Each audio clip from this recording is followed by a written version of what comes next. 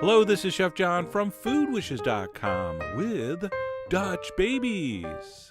That's right, unlike actual babies, these are not annoying to have at your table at a restaurant. In fact, quite the contrary, you want to be seated next to these. And for a breakfast or brunch item that looks as impressive as this, you're not going to believe how incredibly easy it is to make.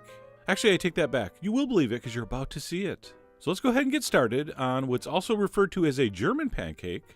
And to do that, we're going to start by cracking 3 room temperature large eggs into a blender. And a quick tip here, I didn't have room temperature eggs. I forgot to take them out ahead of time. So all I did is put those eggs in a bowl of warm water for a couple minutes, and I had what were basically room temperature eggs. So just a little trick, cold eggs don't work quite as well in this recipe. And then after the eggs get cracked in, we're also going to need some room temperature milk. Actually, just microwave mine for like 10 seconds to take the chill off. So we'll dump in some milk. I'm also going to put a little bit of vanilla and a little pinch of salt.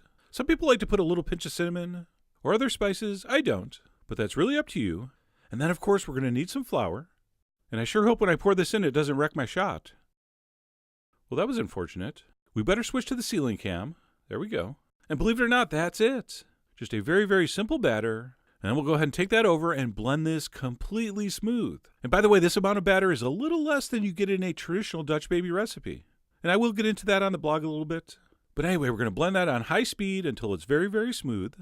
With this kind of stuff, it's usually not a bad idea to stop halfway through. Give it a little scrape down with the spatula, just to make sure there's no flour clumps stuck to the edge or to the bottom. But mine was in good shape. So I blended for a few more seconds. And once your batter is completely smooth, just turn it off and reserve until needed, which is going to be very soon. So once your batter's set, you're going to preheat a 10-inch cast iron skillet on very high heat. And when that pan is extremely hot, we're going to pour in about 2 or 3 tablespoons of clarified butter, which, as you can see, I did not clarify very well. So I obviously had a little bit of water mixed in with this butter fat. And for that, I was rewarded with extreme splattering. Seriously, a Dutch baby could have done a better job of clarifying that butter. So I could have probably edited that out. But you know I secretly like showing you my screw-ups. But anyway, we're going to dump in some clarified butter. And then we're going to go ahead and pour our batter right into the center. And if your pan was properly heated, it should really bubble up like that.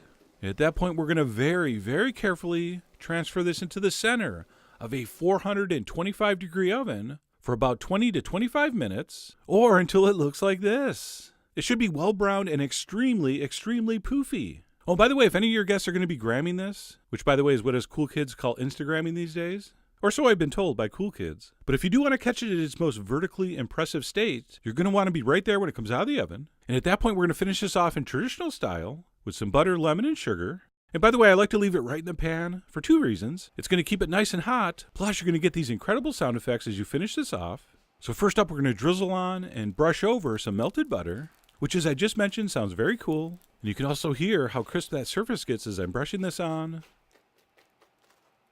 So we'll do a generous application of butter, followed by the juice of half a lemon. By the way, I'm using a Meyer lemon, a very sweet, delicious type of lemon. Try to use that if you can find it. And again, we're getting those incredibly enticing sound effects. And then after the fresh lemon, we're going to finish off with some powdered sugar. We're going to want a very, very generous dusting. Remember, there's no sugar in the batter, so powder it good. And once we've done that, our Dutch baby is officially done. That's pretty impressive looking. So let me go in and cut a little wedge to try. And they say one of these 10-inch pans will produce 4 portions, which is pretty close. They're only off by 2. But of course, portion size is up to you. You're the mother of this Dutch baby, and you'll be the one that decides what's best for this delicious child. And you can really see in this shot the magic of the Dutch baby. It's that play between the crispy and the custardy. And if this was just Michelle and I, we'd eat right out of this pan. But let me plate one up so I can take a few extra pictures and also go in for the official taste.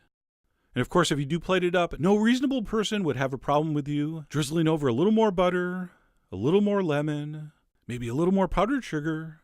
And above and beyond the great textures here, this has a beautiful crepe-like flavor that would be equally as delicious with different toppings. We went with the traditional lemon butter sugar here, but any kind of fruit syrups, fresh fruit, maple syrup, etc. will totally work here. And of course, if you're a real player, you're already brainstorming dozens of alternative sweet and savory variations, which I assume if they come out amazing, you'll share with me, so I can take some credit. That's only fair. All right? So I really do hope you give these a try. Head over to foodwishes.com for all the ingredient amounts and more info as usual. And as always, enjoy.